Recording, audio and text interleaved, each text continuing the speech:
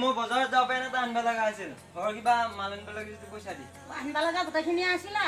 চেনি চাহপাত আলু দালি কালি পইচা তাৰপৰা অলপমান আলু সেইখিনি শেষে হ'ল মই পইচা দি দিছে এই তাতে দেউতাৰে বন্ধ কৰি আছে তাৰপৰা আনবি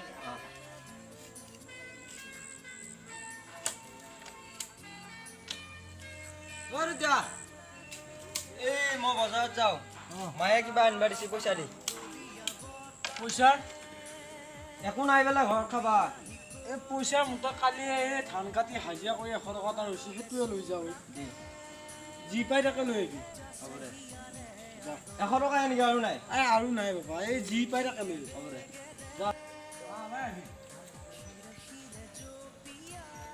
দে মই আহিলো যা পিছে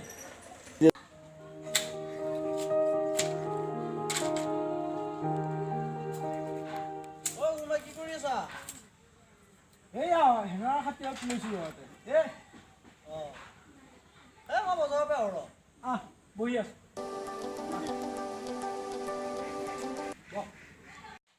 আছো দে কিবা কৰি ঘৰত দি ভালে আছে আছে আছে ভাগিনহাত আছে আছে চব ভালে আছে হেৰি এই মই এতিয়া এই কিবা হেঙা এটা খেতি অলপ কৰা পাতিছিলোঁ কিহৰ খেতি কৰিবি ইয়াতে এই কিবা শাক চাক কিবা কানি খাৰ ৰুব লগা আছিলে এই তাৰে হেঙাৰখিনি ৰিক্সা নে হেৰি দিছে এইখিনি ছাগলী তাগলী সোমোৱাই এইখিনি অলপ কিবা ভাল কৰিব লগা আছিলে এই বজাৰ নাজানে কি পিছে বজাৰত মই নাযাওঁ এই আমাৰ অংকুৰ বেপাক খেদিছোঁ সি কিবা কিবা অলপ পেনো আনে বোলে কিবা অলপ আনবা লাগে সেইখিনি সিয়াকে খেদাই দিছোঁ বা পইচা অলপ দিছোঁ খেদাই দিছোঁ হয় নেকি ঘৰত ভালে আছে নে আপোনালোকৰ ঘৰত আছে দে এই কিবা কৰি আছোঁ আৰু ধান চান কাটা হ'ল নে আপোনালোকৰ ধান এই কাটি থৈ দিছোঁ এই মাৰবহে হোৱা নাই আপোনালোকৰ আমাৰ হ'ল আমাৰ মাৰাও হ'ল হয় নেকি পিছে আৰু বাকী ভালে আছে আছে আছে ভালে আছে হয় মই পিছে বজাৰৰ পৰা আহোঁ হয় পিছে আহোঁতে সোমাব হয় ঠিক আছে দিয়ক পিছে যাব পিছে তামোল চামোল একো দিবা নহ'ল হয় নাখাওঁ দিয়ক তামোল না আহোঁতে সোমাব হয় হয়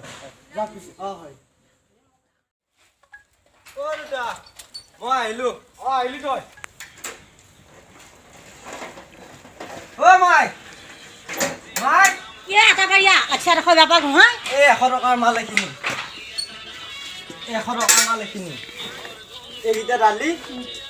এই আছে তো 130 টকা কেজি দে যি পইচা টকা হ'ব যিমান আছে তাকে দিম দে এই আলু 30 টকা কেজি দুটা আনছো হ'ব দে যি পইচা টকা হ'ব দে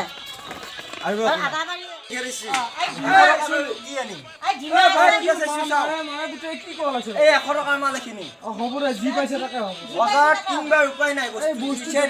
পিঁয়াজ কেজি বোলে 120 নে 30 টকা 130 টকা কেজি এই এটা পাইছো এটা হ'ব দে 1 কেজি পিঁয়াজ 10 টকা লৈছো হ'ব দে যি পাইছে চলা আনিম দে হেৰি কৰিবি এই তই